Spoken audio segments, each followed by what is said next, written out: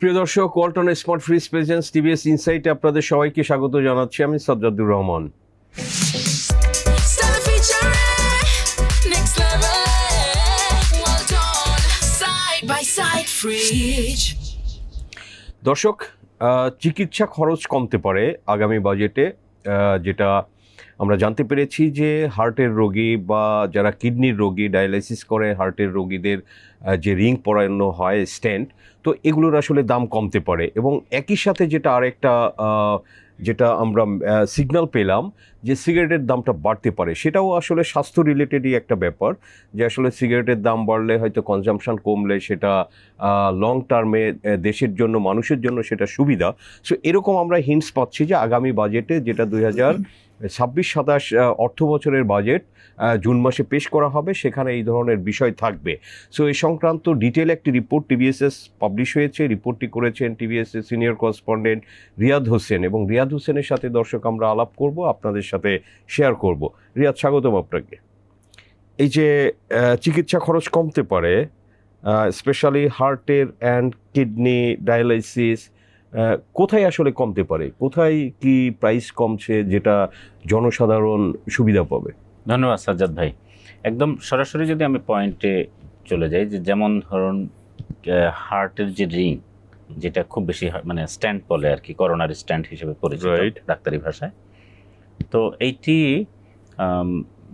Import হোক অথবা locally যেভাবে হোক, সাধারণত যারা সাপ্লাই করে মেডিকেলে ইম্পোর্টই হয়, লোকালি তো এটা প্রোডিউস হয়। ইম্পোর্ট হওয়ার পরে লোকালি যে সাপ্লাইটা হয়, অর্থাৎ যিনি মেডিকেলে সাপ্লাই করবেন, তো এটার উপরে 10% ভ্যাট আছে। এটা কি এই একটা স্ট্যান্ডের টোটাল প্রাইসের উপরে 10%? মানে এটার দাম যদি 1 লাখ টাকা হয়, 10% ভ্যাট মানে 10,000 টাকা ভ্যাট। অর্থাৎ একটা সহজ ভাষায় 1 লাখ টাকা যেটা আপনি বললেন, 1 লাখ টাকা হলে 10% মানে এটার দাম হয়ে যাবে, দাম বেড়ে যাবে 1,10,000 টাকা হয়ে যাবে, 10,000 টাকা বেড়ে যাবে, মানে যেটা বর্তমানে আছে। এটা বর্তমানে আছে। এখন এই 10% যে সাপ্লাইয়ের উপরে ভ্যাট, সেটি সরকার প্রত্যাহার করবে বলে আমরা শুনছি, খবর পেয়েছি। তারপরে আরেকটি বিষয় আছে, কিডনি ডায়ালাইসিসের বিভিন্ন ধরনের ইকুইপমেন্ট ইম্পোর্ট করতে হয়, বিভিন্ন কিট আছে, আরও ডায়ালাইজার, আরও বিভিন্ন ধরনের যে ইকুইপমেন্ট আনে, এটি আমদানির উপরে অ্যাডভান্স ট্যাক্স আছে 7.5%। তো এই অ্যাডভান্স ট্যাক্সটা প্রত্যাহার হতে পারে। তো এটি হলে পরোক্ষভাবে এটাও কি যে এআইটিটা অ্যাডভান্স ইনকাম ট্যাক্স, এটা কি টোটাল প্রাইসের উপরে? একটা হচ্ছে অ্যাডভান্স ইনকাম ট্যাক্স, আর একটা হচ্ছে অ্যাডভান্স ট্যাক্স। এটি আসলে এক সময় যে ভ্যাট আদায় করতো, তো ভ্যাট নামে তো এখন আর আদায় করার সুযোগ নেই, কায়দা করে এনবিআর এটি নামে আদায় করছে অ্যাডভান্স ট্যাক্স। আচ্ছা, তো আদায় করলেও তাদের কথা হচ্ছে এটি ফেরত দেওয়ার নিয়ম ইম্পোর্টের পরে, কিন্তু এটার জন্য যে প্রসেস মেনটেন করতে হয়, যে ধরনের ডকুমেন্টস, এটি অনেকের পক্ষেই দেওয়া সম্ভব হয় না বলে এটি পাওয়া যায় না, বা লম্বা সময় চলে যায়। ফলে এক ধরনের মানে এটিকে যারা ইম্পোর্ট করে, এসব ঝামেলার কারণে অনেকে এই প্রাইসটা আসলে প্রোডাক্টের মধ্যে ধরে নেয়। ওকে, তো সেক্ষেত্রে যেটা হয়, এখন যদি এটি এই ইম্পোর্ট স্টেজে এই অ্যাডভান্স ট্যাক্সটা প্রত্যাহার করে, তাহলে যেই ধরনের এখানে যে কস্ট বাড়তো, সেটি পরোক্ষভাবে এই যিনি ভোক্তা, অর্থাৎ রোগী বা রোগীর খরচের সেটি কিছুটা কমতে পারে। এটি হচ্ছে মোটা দাগে দুইটা বিষয়। ওইটাকে এই যে ধরেন যে আমরা ইয়েরটা বুঝলাম, হার্টের বা রিং বা স্ট্যান্টেরটা বুঝলাম, কিন্তু কিডনির এটা ধরেন যে যদি দর্শকদের জন্য একটু বোঝানোর জন্য, যে এই ডায়ালাইসিসে আসলে কেমন খরচ কমতে পারে, এরকমের কি কোনো ধারণা? আমরা কোনো হিসাব পাইনি। কিডনির ডায়ালাইসিসের খরচ তো বিভিন্ন রেটের আছে, বিভিন্ন হসপিটালে বিভিন্ন ধরনের রেট। তো এবং কারো কারো সপ্তাহে 2 দিন বা 3 দিনও ডায়ালাইসিস নিতে হয়। এবং যারা আমরা একটা হিসাব শুনেছি যে অনেকেই যে খরচ বেশির কারণে 80%-এর উপরে অনেকে ঠিকমতো ডায়ালাইসিসটা করে না, অনেক রোগী। এখন সরকারের পক্ষে যেটা সম্ভব, এটি যদি এই ডায়ালাইসিসের যা ইম্পোর্ট করছে, এটি যদি আমাদের লোকালি তৈরি করা যেত, তাহলে হয়তো আরেকটু কম খরচে পাওয়া যেত। তো সেটি হয়তো দীর্ঘমেয়াদে হতে পারে, সেক্ষেত্রেও সরকারের কিছু ছাড় দিবে যারা এই ধরনের ইনভেস্টমেন্ট করবে। শুধু কিডনি ডায়ালাইসিস না, বাংলাদেশে এপিআই, অ্যাক্টিভ ফার্মাসিউটিক্যাল ইনগ্রেডিয়েন্টস, অর্থাৎ বেসিক র ম্যাটেরিয়াল যারা বানাবে ওষুধের, সেক্ষেত্রে যারা বিনিয়োগ করবে সেখানে কিছু কর ছাড় দিতে পারে। তো এখানে ঠিক কত টাকা রোগীর উপরে কমতে পারে কিডনির ক্ষেত্রে, সেটি বলা যায় না। কিছুটা হলেও তার একটু স্বস্তি এখানে আসতে পারে। ওকে, এটি একটি বিষয়। আর যেটি আমি বললাম, এপিআই বিনিয়োগে কর ছাড় দিতে পারে সরকার রিডিউসড রেটে, অথবা কিছু জীবন রক্ষাকারী ওষুধ বা ওষুধের যেসব প্রয়োজনীয় উপকরণ আছে যেটি ইম্পোর্ট করতে হয়, ইম্পোর্ট স্টেজে এখন যেটি ডিউটি আছে, ইম্পোর্ট ট্যাক্স, সেটিও কমতে পারে। তো এটার মূল আসলে আমরা যদি সামারাইজ করি বিষয়টাকে, তাহলে সরকারের উদ্দেশ্য হচ্ছে আগামী বাজেটে এমনভাবে করা যাতে স্বাস্থ্য খাতে মানুষের যে কস্ট আছে সেই কস্ট যাতে কিছুটা কমে আসে, যেভাবে যতটুকু সম্ভব। সরকার হয়তো সরাসরি ইনসেন্টিভ মানুষকে দিচ্ছে না, দিতে পারছে না, কিন্তু এইভাবে হয়তো কমছে। কিন্তু এটাই হয়তো যেটা যতটুকু দরকার মানুষের, আমাদের রাইট। না, যেহেতু আমাদের দেশে ধরেন যে আউট অফ পকেট এক্সপেন্ডিচার যেটা বলা হয়, যে স্বাস্থ্য খাতে খরচের জন্য মানুষের ধরেন যে 100 টাকা খরচ যদি হয়, এর মধ্যে 75 টাকা আসলে মানুষের পকেট থেকে যায়। তো সেখানে হয়তো একটা রিলিফ পাবে বেশ কিছু ক্ষেত্রে, যে তার হয়তো 75-এর জায়গায় 70 টাকা যাবে। সো এটাও এক ধরনের রিলিফ, এবং সরকারের তো আসলে সক্ষমতারও তো ব্যাপার আছে যে কত দিতে পারে। তো এখানে কি স্বাস্থ্য খাতে আর কোনো বিষয় আসতে পারে বাজেটে? আপনি কোনো হিন্ট ওই যে পেয়েছেন? আমরা যেটা বললাম যে এপিআই একটা আছে, এপিআই তে বিনিয়োগ করলে ইম্পোর্টের ক্ষেত্রে কিছু ক্ষেত্রে যেসব ওষুধে এখনো আছে, আমরা যতদূর জেনেছি যে ডিজি হেলথ, হ্যাঁ, ডিরেক্টর জেনারেল হেলথ অফিস থেকে একটা লিস্ট এনবিআরকে পাঠানো হয়েছে। ডিরেক্টর জেনারেল মানে ডিজি হেলথের অনুমোদন নিয়ে এই লিস্টগুলো সাধারণত যেটি করতে হয়, ডিজি হেলথের অনুমোদন নিয়ে এই তালিকাটা পাঠাতে হয়। সাধারণত ওষুধ এই সেক্টরের যে অ্যাসোসিয়েশন আছে তারা এটি পাঠায় ডিজি হেলথের অনুমোদন নিয়ে। তো সেই লিস্ট অনুযায়ী এনবিআর তখন এই লিস্টগুলোকে, তার যে অব্যাহতির তালিকা আছে, মানে ইম্পোর্ট স্টেজে যে ট্যাক্স ভ্যাট অথবা যা যা, তখন সেটি এটি প্রত্যাহার করা হয়। এবারও এরকম বেশ কিছু এই তালিকার মধ্যে যুক্ত হবে আমরা শুনেছি।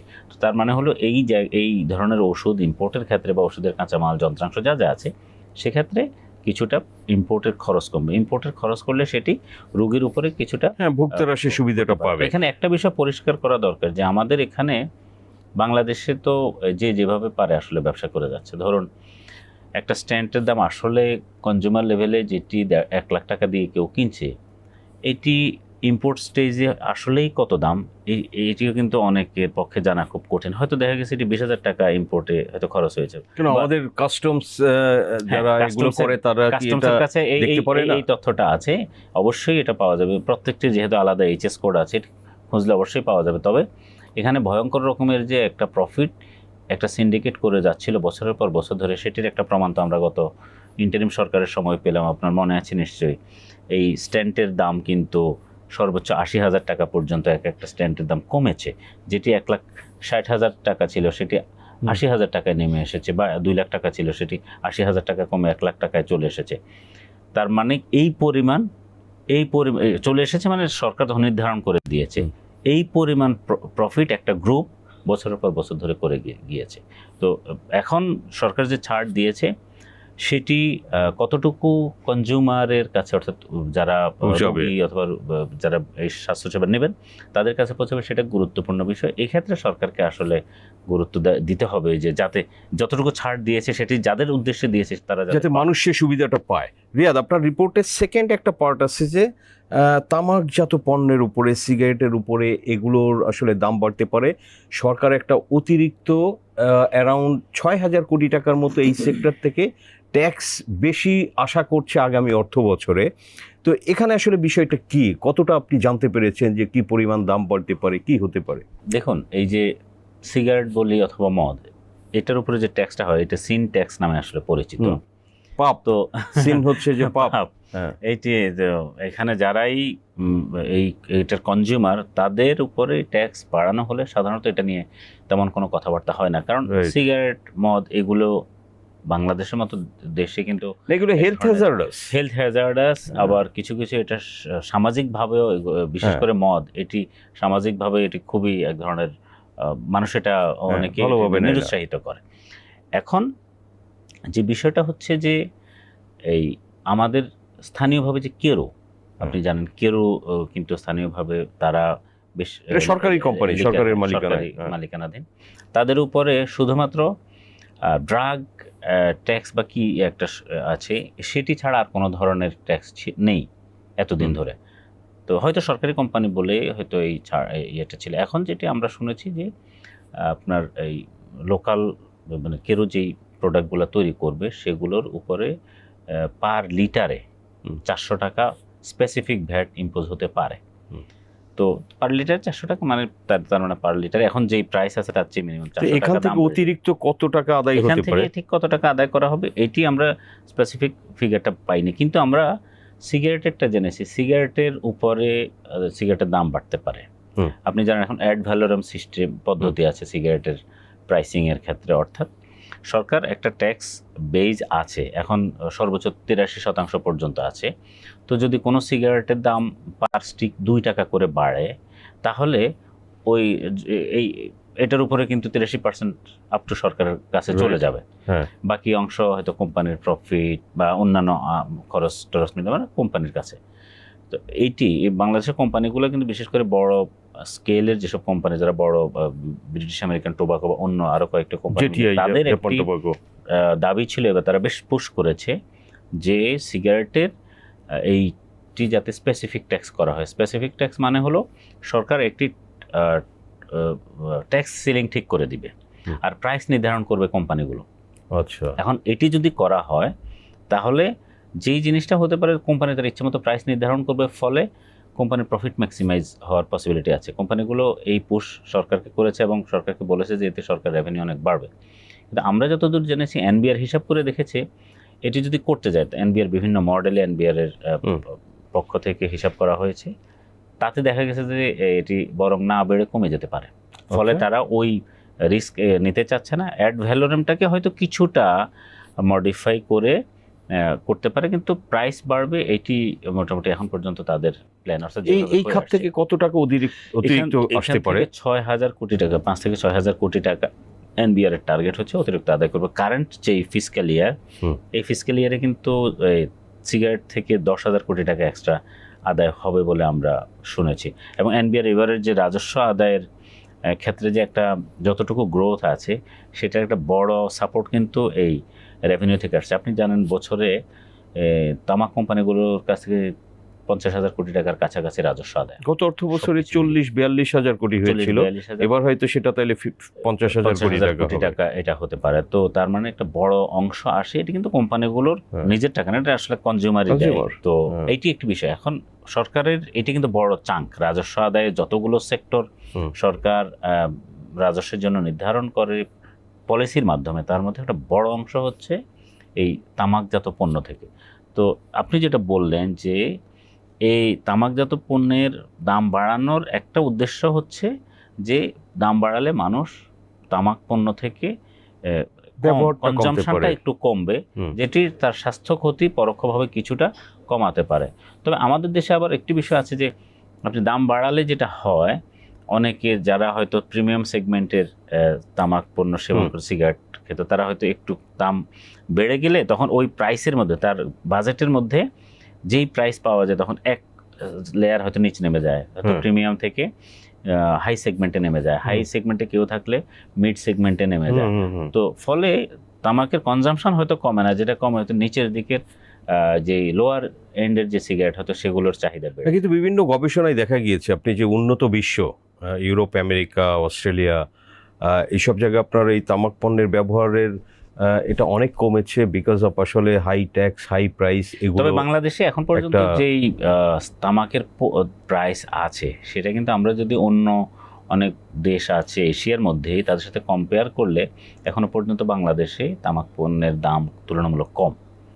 বাট স্টিল এটা যদি পারচেজিং পাওয়ার প্যারিটি দেখা হয় তাতে আসলে এটা আই থিঙ্ক যে খুব একটা কম হবে না, মানে অন্য দেশের সাথে বিবেচনায় হয়তো কম, কিন্তু বাংলাদেশের ইনকাম অনুযায়ী সেটা আসলে খুব একটা কম হবে না।